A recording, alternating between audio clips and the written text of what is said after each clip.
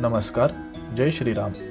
मना वासना दुष्ट कामा नये रे.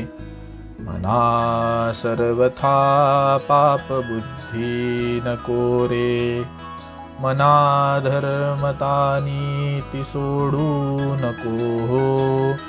मना अंतरी सार विचार राहो.